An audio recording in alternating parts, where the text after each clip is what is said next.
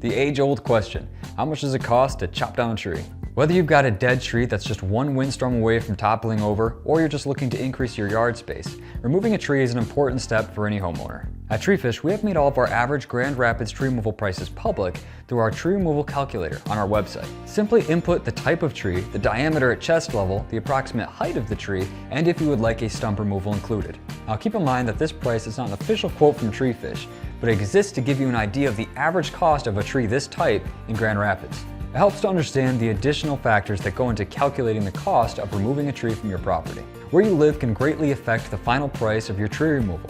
The farther away you are from a populated area may increase the cost because of the amount of resources it takes to get to your property. Next up is the height of your tree. Now, this is one of the more obvious factors when pricing a tree removal. Besides a taller tree having more material that needs to be removed, they may also require more specialized equipment that have longer reach capabilities. And of course, once a tree has been taken down, a taller tree will usually have more material that needs to be disposed of. Another big factor is accessibility. What equipment we can get to the tree greatly affects how it will be taken down. A tree located next to a driveway or road can be much more simple than taking down a tree in your backwoods. It usually means the difference between bringing a truck or a crane or having someone climb the tree and then pull the material out by hand. Hazards such as power lines can also affect the accessibility to a tree, as extra caution needs to be taken to avoid potentially dangerous situations. Constructions near a tree can also affect accessibility. All that material needs to go somewhere, and the more room we have, the better. Next up, we have the health of the tree. Now, a dead tree will often be more brittle than a live tree, causing branches to be less predictable and increasing the amount of cleanup that needs to be done after the tree has been removed.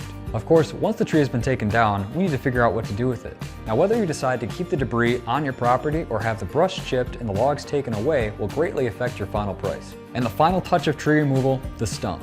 Now, stump grind is usually the least of the final price when it comes to tree removal. However, having the stump ground right after the tree has been removed is usually much more cost efficient for you, as it's usually cheaper than sending a second crew out at a later date.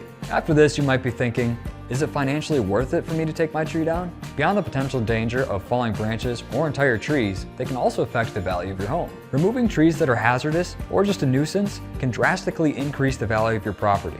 While your tree removal price may vary depending on all of these factors, it may be ultimately outweighed by the potential savings in home repairs. A large root system close to a home can damage a foundation, and if this has already occurred, it's best to remove the tree before further damage can be done. In the end, it'll be up to you whether tree removal is worth it, but you can rest assured knowing that Treefish is available to provide tree removal services at competitive rates. Be sure to read the blog associated with this video to learn more about what goes into the pricing of tree removals. And from all of us here at Treefish, thank you for watching this video. We look forward to hearing from you.